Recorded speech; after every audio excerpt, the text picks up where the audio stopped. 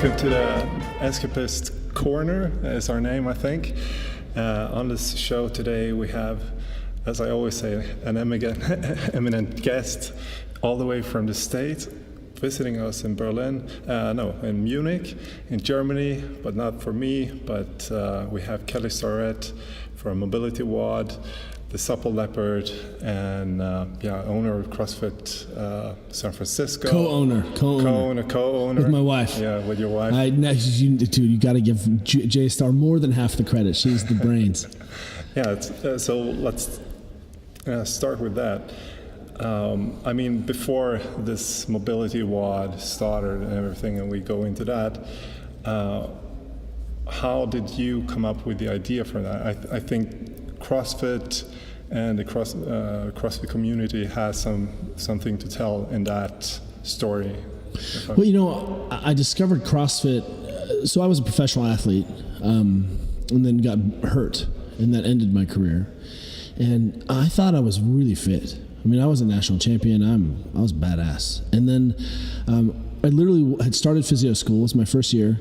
And I was seeking out, I was already working with an Olympic lifting coach named Jim Schmitz. And I knew I needed to learn to Olympic lift. I didn't know why. But I just was like, I feel like every athlete should do it. I should learn how to do it. And so I was driving to South San Francisco, Olympic lifting.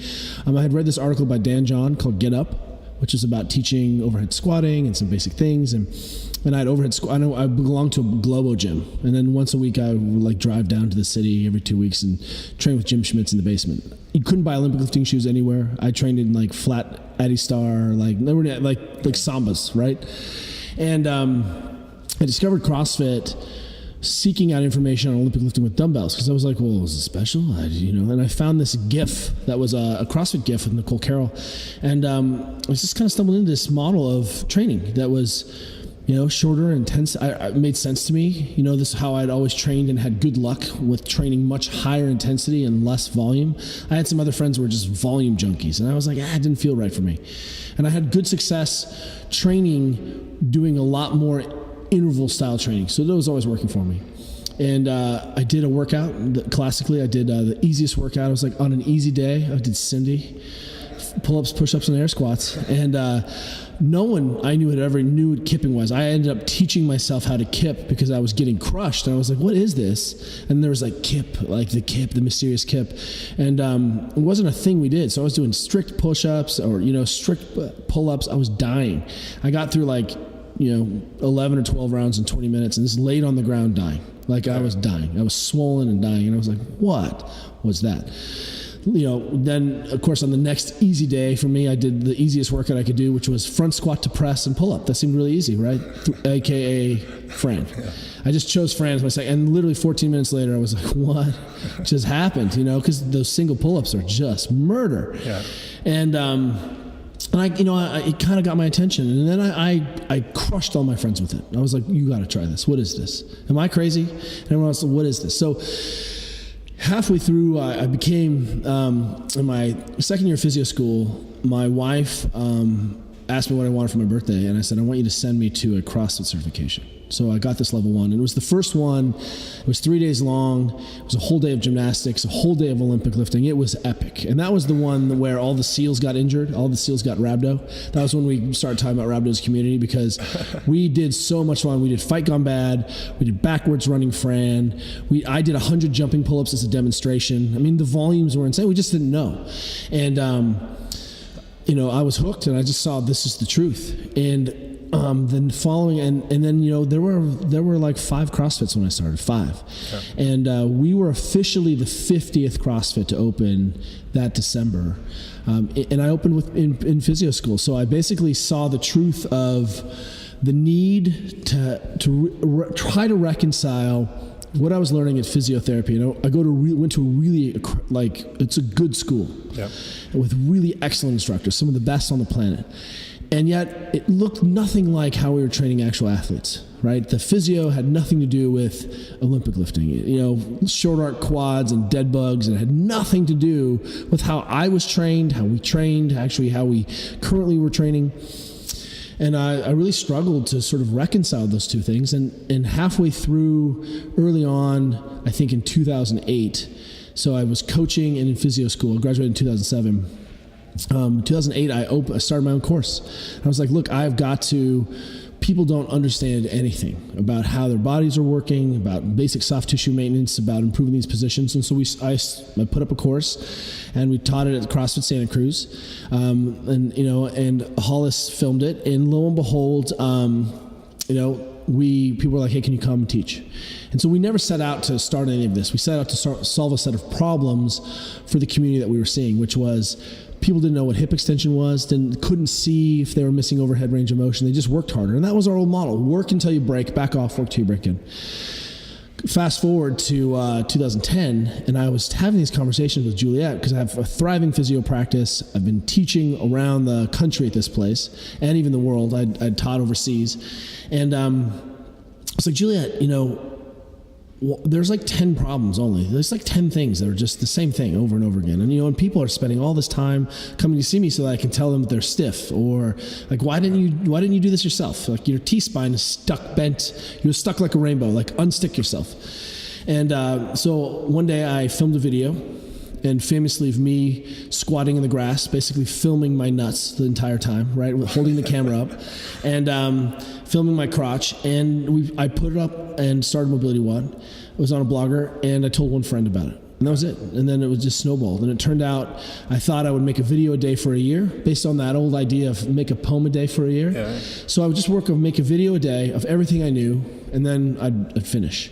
Yeah. And at least I could say, here's this body of work, see if this helps you. Yeah. And what we found was that people didn't know. And as we became more sophisticated in solving more problems, when I started this, there's a couple things that people don't understand. YouTube wasn't a thing. It wasn't obvious. It wasn't a thing. No, but this was light years before it even started with all these. How about this? The iPhone camera. Yeah. Didn't have video. Yeah. Right? Like, people were like, what? The iPhone didn't have video? Like, tell my kids that, and they're like, wow, that must have been in like the Stone Age. Yeah. Right? You just didn't make a video. It was crazy. So I had to film on a camera, download it to my computer, upload it to the internet, then put it on blog. It just took forever. Yeah. And then when all of a sudden Apple introduced it so I could push right to YouTube, everything changed because I could make videos on the spot. They were shaky. People knew they didn't have to be high production, and we started rolling. Yeah. I think right now we're at 2,300 videos on the site, 2,300 videos. And that's not all the other things we've made. That's just content we've made for our site. Yeah. And what's been interesting is that we continue to go places and be invited in to see everyone's dirty laundry. And sometimes people don't understand now that we see everything from choose a major league sport, from championship basketball to high level soccer.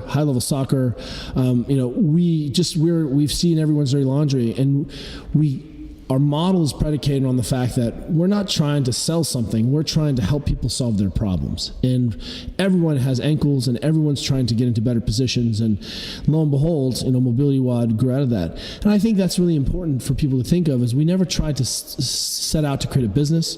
We set out to solve problems, and the business grew out of that. Yeah, I think it's kind of interesting to see how that grew, and also how, if you take this to other businesses, also how you see if you deliver value, how it actually turns into something that people will like to pay for, even though if it's for free. Yeah, and and the internet changed on us too. It's competitive in the world, and version Internet 1.0, everything was free, and Internet 2.0. You have to pay for the New York Times, and that, people are like, it used to be free. And I'm like, it was costing me $40,000 a year to maintain the website. Yeah. Do you have an extra $40,000 a year do you get paid for your work? And so I don't think it's unreasonable that, but the key here is you have to deliver value, and you have to do it better than everyone else. I mean, we laugh at the number. When we started this thing, people were not mobilizing for position. They mobilized for pain. That was it. Otherwise, you came in, maybe you warmed up, and then you did some exercises, and maybe you cooled down, maybe, right? And no one talked about these things. We made up joint distraction. Clearly, we did not invent the bands, but people forget that things that seem ubiquitous now were not. It was crazy. I was working in the clinic, at the very fancy sports orthopedic clinic. And I'm an Australian trained physical therapist. I'm a Maitland trained physio. It's this heavy joint mobilization, manual work. And I was like, why can't I do this hip capsule mobilization to myself? And obviously knew about Brian Mulligan and the band and his distraction with a belt, so a therapist distract. So I literally pulled my band out that I would use for like deadlifting, and I hooked it onto my hip and did the same thing with the Mulligan, and then fixed it. And I was like, oh my gosh. And all of a sudden, all the joint mobilizations were born because what I was doing was using the band to be a pair of human hands, right? Yeah. Voodoo flossing, it's become, I don't know how many knockoffs, trademarked as Voodoo Floss, but floss band, there's a billion floss bands. Yeah. And, Dick Hertzel invented the first compression band that he was using for swelling around a joint, and then he was using it for blood flow restriction, but wasn't using it to cut and restore. In fact, we ran into Dick Hertzel at at a conference, and he was like, hey, you guys are using the bands wrong. We're like, oh, no, we're not, Dick. And so understand, these things are born out of, we're standing on the backs of giants who have been holding the door open for Mark Verstegen, Gray Cook, these guys. It's easy to forget how far we've come in such a short time, all the manual therapists, but translating this into actionable pieces, making position a part of training, that's the thing we're still working on. Because we're seeing everyone's trying to, I have the best stretching system in the world. I'm like, how does your stretching improve your positions? What is full position?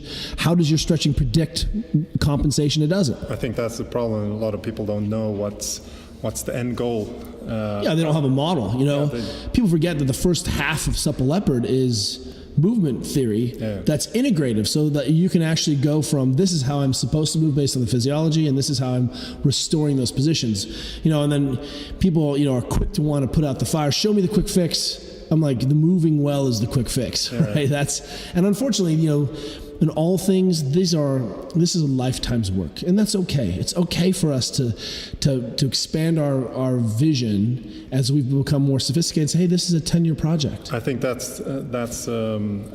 think what's his name, Leszek Gregorek, New Jersey Gregorek of the Happy Body. He also talks about this 10 years progress of getting into a good shape for an overhead squat and stuff. So and it was it's interesting because even Greg Glassman said, he thought, this was a long time ago, he said, I think GPP can continue uninterrupted for 10 years. And now we're seeing it's beyond 10 years, right? People are still training and getting better and better, but this is a long project, and it's okay to put the skill back into all of this. I know we're all ego driven and want a bigger deadlift and a bigger snatch and we want to run faster, but there's time. You just have to keep working on it a little bit every day and enjoy the process and curiosity that is requisite to make forward motion. So besides your passion to get into the position yourself, where does your drive come from? Because obviously you also did. Are you saying I'm obsessive?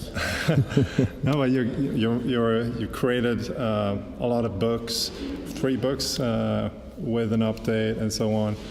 And to that, all the videos, the platform, the gym. Obviously, you're not working all alone, but still, you guys you're driven. And my question is, where does your drive come from? Well, I'll tell you what, what I'd say is we have some young physios who come in, right, or in physio school, and I'm like, man, physio's cool, but you got to like the work. You got to like the satisfaction of teaching. We say this to young coaches who come in. I'm like, yeah, coaching's cool. You better be obsessed. If you're going to work at our gym, you have to be obsessed. Do you like teaching air squats to children?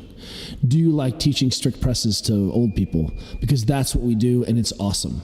Right? And some days it's a grind, but people are like, hey, I want to help people. And I'm like, that's cute, but I really like the work. And I like the intellectual challenge. It's interesting is the further you get along, we'll take Mark Verstegen, who is like a mentor, just such a stellar man, he's battling a whole different set of obstacles that I haven't. How do you scale?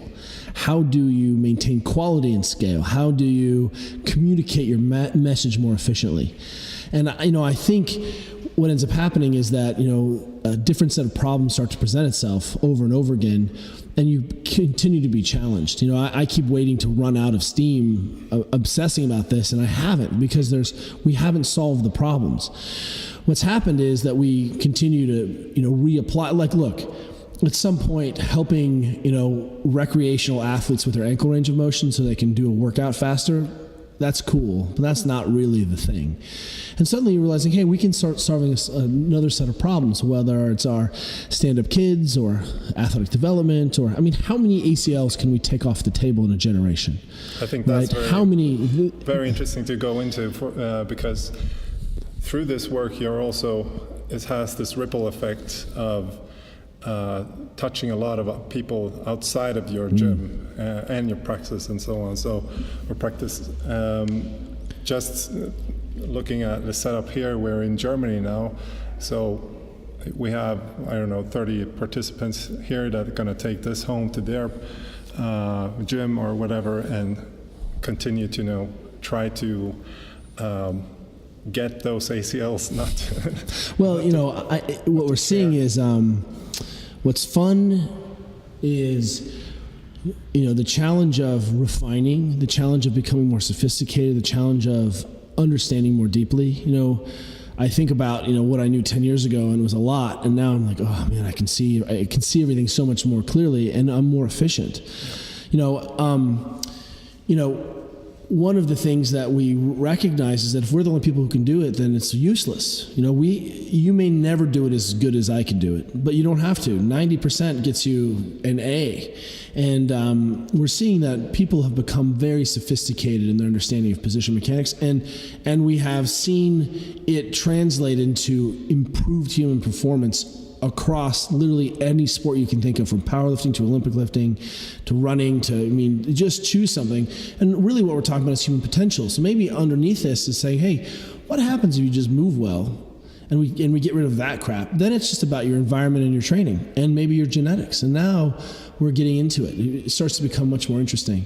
The other thing that's, I think, really remarkable that we can't speak about enough is that I work in a community of extraordinary thinkers who so inspire me and give me ideas and bump in and things that they're working on. I wanted to come into that because you're in kind of an epicenter of a lot of things happening within, if you look at the CrossFit community, of course, it comes from California, and how it spread out over the world in a very short amount of time. And but also, you're interconnected with Tim Ferriss. You've been on his show. You've been on a lot of shows now that are outside of the sports arena, in some sense. Well, it turns out, one is this: we live in a cool area. There's so much happening in San Francisco, and there's so much good coaching and thinking about performance there. Very cool. But the global, community, my connection with Altus and what's happening at Exos and Phoenix. And then I have all these amazing coaches all over the planet who would just, we ping each other. How's it going? What's up? I think, it's an exciting time to continue to reach out, but it turns out that human beings still have bodies, even if they are photographers. And it turns out that a lot of people who don't train are in pain, and we're seeing a lot of function that we can solve from the strength and conditioning community, because think of it as like Formula One for the body, and then we should be able to take those lessons and apply them back to, look, if you are talking about consilience, which is the unification of knowledge, and you read E.O. Wilson's book, Consilience, the highest form of science is to take science and apply it to the humanities. Not science and pure science, but to science that actually improves the livelihoods, changes people's, That's why if you look at, the kids at Google, they're not just nerding out on particle physics. They're like, what science, what innovation can we do to solve humanity's problems? How do we solve energy? How do we solve light? How do we solve drinking water, right? That's really interesting science.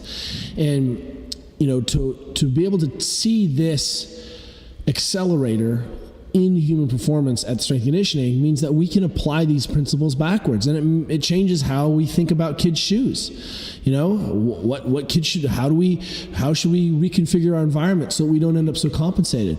And so we have this ongoing laboratory, and then it's an issue for us of being clever enough to, spin it backwards so it actually means something instead of circus. Otherwise, who cares? It's still circus. Yeah, I mean, at one point, being an observer in Germany or Europe and look at US, you kind of see a lot of diseases or things happening in the US that will come to Europe.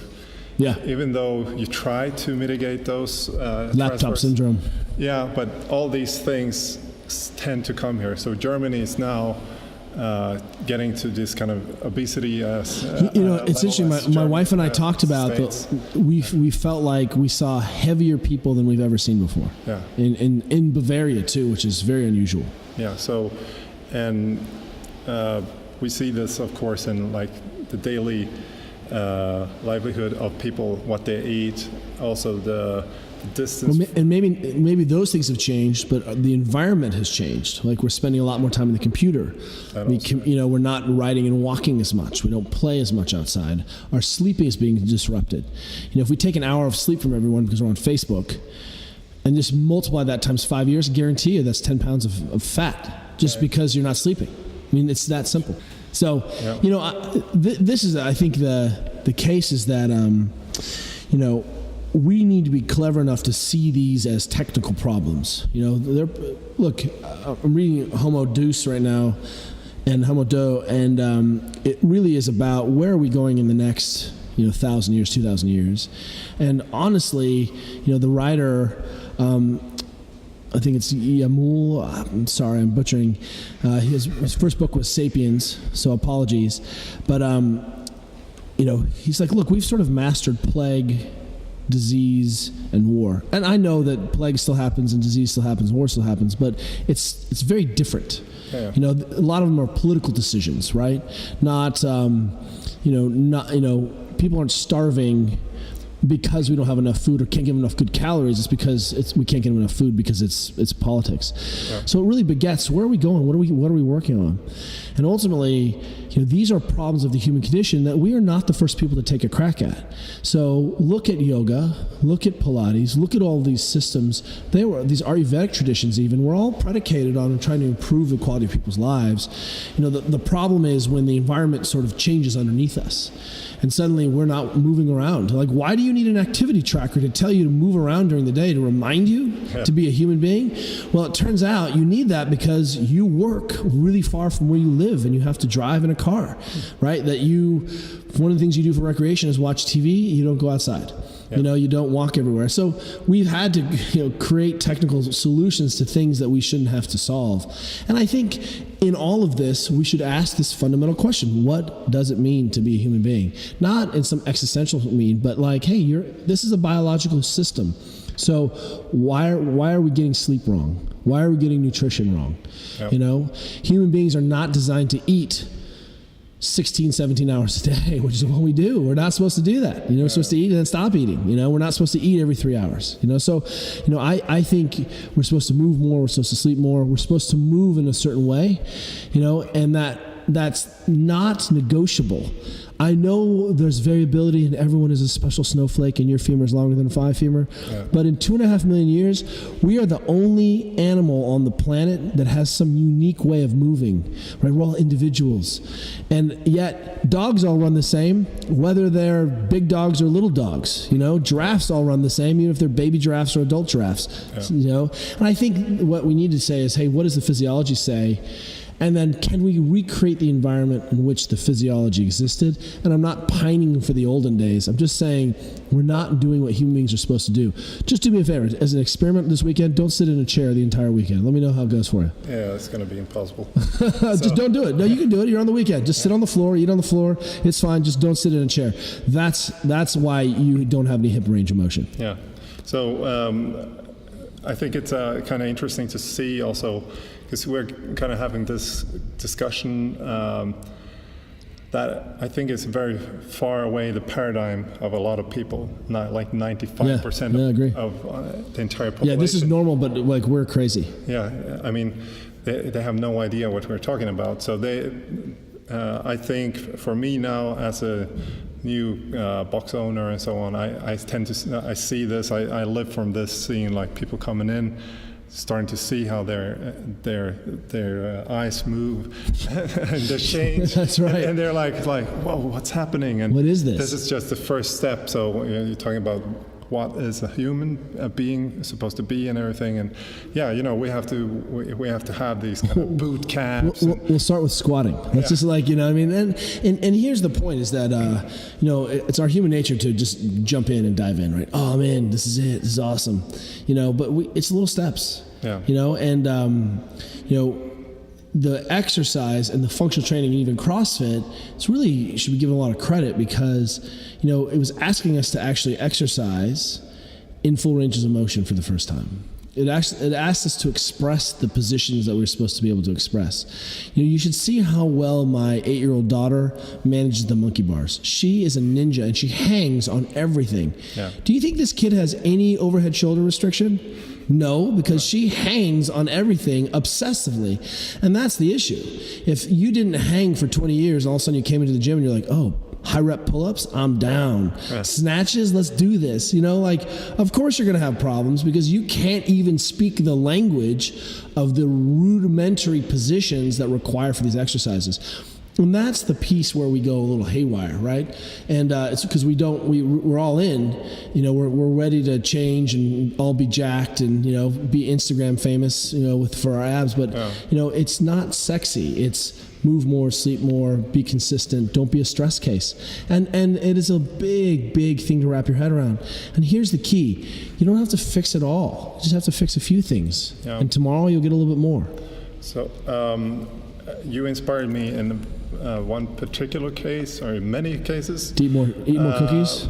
Yeah, exactly. No, but with the Stand Up Kid project you're working on, which is organization to make kids stand up in school.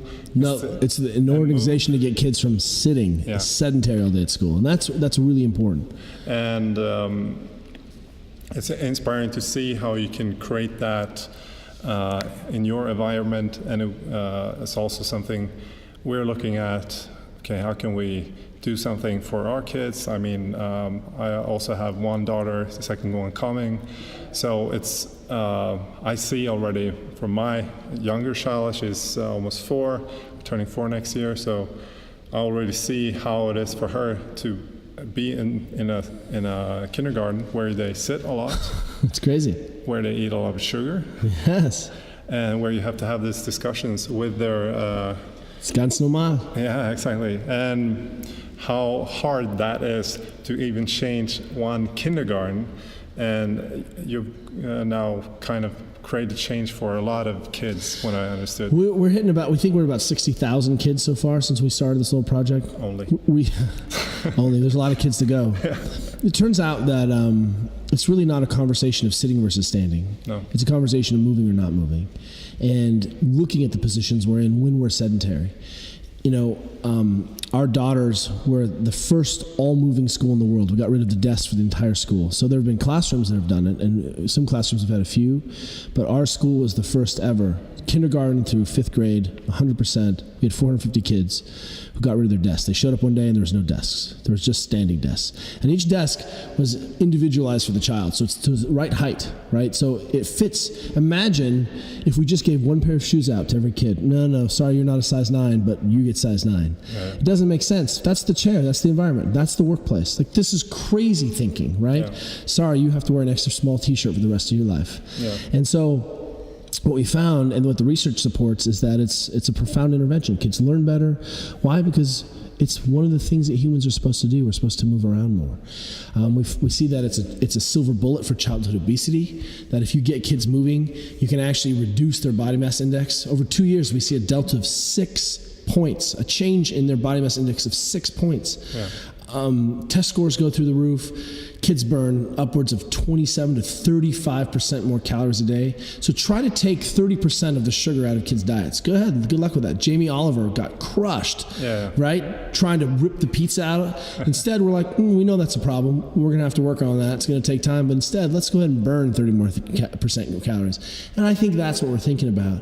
So, but also being in movement also decreases these kind of hunger needs, like hunger cravings, I would say, because when people tend to move more, you don't have the time to sit around and think about how do I feel and so on. No, you're active, so you're more engaged. It works on so many levels. I always point out, I think it makes me eat more because Juliet points out that if we have a standing workstation environment at our office, right? At both of our offices. But if Juliet doesn't sit anymore at work, and we think if you need a stool, lean against a stool once in a while, that's totally okay. It's still not sitting, leaning, right? Yeah. But Juliet burns 100,000 more calories a year because she works at a standing moving station. Yeah. Do you have any idea how much ice cream 100,000 calories of ice cream is? Yeah. Now I'm bigger, so I burn way more than 100,000 calories. I'm probably 150,000 calories of ice cream, and I'm still at zero. It's like free ice cream. So that's how I look at it. Yeah. No, I think it's a good selling point for people that aren't that curious in hip extension and right. You can eat more ice cream. Yeah, you know how you can run 24 marathons a year or without doing. That's right. So. We find that it works on so many levels. There's some research done on a company that made sales calls, and it turns out that they just moved everyone to standing. And when they moved to standing, they did twice the volume. So they'd make a call. There was a 1, make a call, didn't sell anything. It was a 0. It was worth $40 million to that company in the first 6 months. The people who wanted, Mark Bendon, who wanted to publish the study, originally he's like, we got to publish a study, and they were like, no, you can't. You don't have our permission because this is a competitive advantage. Yeah. Because our people move more, they sell more, the company's killing it. Don't let anyone else know this. Yeah, no, we've been thinking about that also for a company because we're doing a couple of company. And the intervention. One of the things, the intervention's free. Walking is free. Moving is free. Yeah. We really made it very overly sophisticated. We have some secret scroll program. Even in CrossFit, I think Greg Glassman, not to speak for him, but his original, MO was, hey man, keep it simple. A couplet, a triplet, do some gymnastics, get out. And now we're seeing people doing multiple sessions, and the volumes are insane. And the original idea was to train for something else. Yeah. And I think the critique I have of all of this incredible sport evolution is that we've come to fetishize the gym. We love the gym. It's all about the gym. But I'll tell you that it's not all about the gym. The gym is satisfaction. It's really fun, but it's the application of the gym that's the thing. Yeah, I think so too. It's kind of hard for people to get out of that. Get out of the gym. No, it's fun in the beginning, right? And use their fitness, as they say it. But I think let me ask you this. So, CrossFit is famous for its, Greg Glassman said, fitness 100 words or less, right? And part of that is regularly learn and play new sports. When is the last time you learned a new sport? I'm just saying that to the crowd. Yeah. When's the last time you learned a new sport? Yeah, exactly. When's the last time you learned a new skill? Because that's really it. One of the ways that we define athlete is who can pick up their new skill the fastest and challenge. And so, look, there's times where I had 2 babies and 2 gyms, or two businesses. The gym is all I had. I think the gym kept me alive because I could get in and get out very fast. We used to do this thing. I'd get home late at night, and I called it the 10-10-10 at 10, where I did like 10 thrusters, 10 pull-ups, 10 burpees for 10 minutes at 10 o'clock at night. And that was all I had. And I would be like, check the box. I didn't warm up. I went slow. I just moved a little bit. And I was like, I did something today. And the reality is, we have to realize how this fits into people's lives and how it matters. And it's okay to get really excited and go down the rabbit hole, but pull back, go outside, and go for a run. Yeah, no, I agree. I think it's just hard for people because they tend to find their new community. Oh, it's so fun. And that's why they're so attracted to be there in their new church. So I don't know how it looks like for you time-wise now. Do you need to round up? Yes, it's been a bit müde. Yeah, I understand that.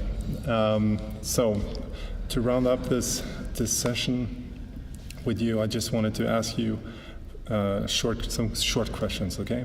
So, what? Yes, these are my real calves. Yeah. People in the internet, they're not implants. They're so huge. My calves are real. The calves and the, yeah. So, my Brustwurzel, they're also weird, are real. what book Isn't that the right word? inspired you the most? Or has inspired you the most?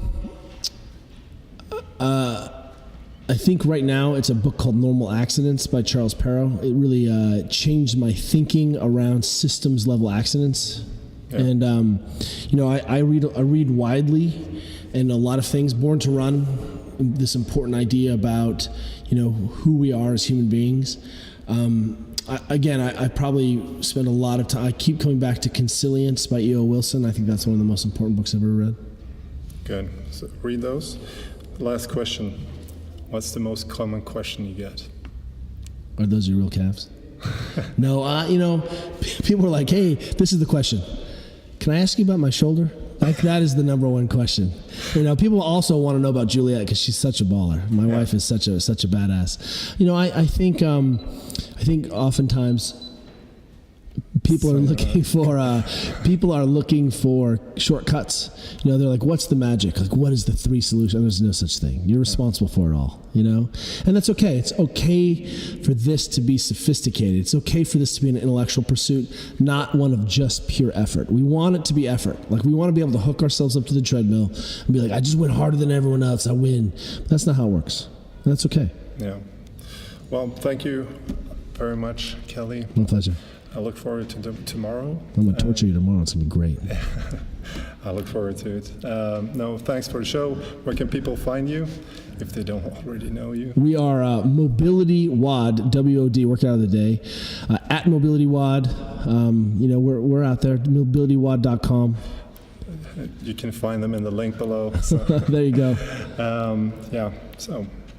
Happy listening, and until next time, guys. Thanks, brother. Thanks. Yeah, good.